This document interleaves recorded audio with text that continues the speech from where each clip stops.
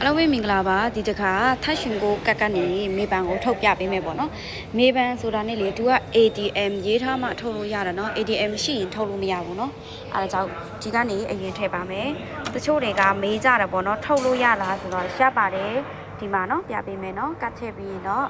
ခဏစောင့်မယ်ဘာသာရွေးမယ်ပေါ့နော်ပြီးရင် passport ထည့်မယ်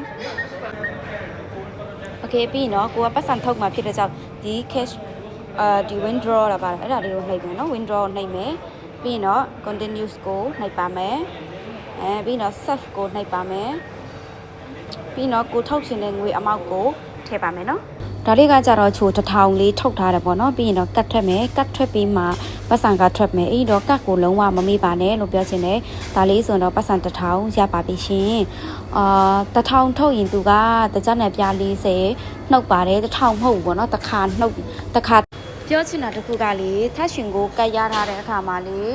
တော်တော်လေးအဆင်ပြေတယ်ချိုတို့ဈေးဆိုင်တွေမှာပတ်စံနဲ့ပေးလို့မရဘူး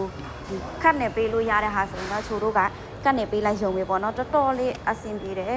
အဲ့တော့သွားလောက်ကြပါလောက်တော့လဲ free လောက်လို့ရတယ်နောက်ပြီးတော့စာအုပ်အနီးရှိရင်ရပြီပါမစ်တွေလည်းမလို့ဘူး UN ကတ်စီရင်လည်းရတယ်အဲ့ဒါပဲနော်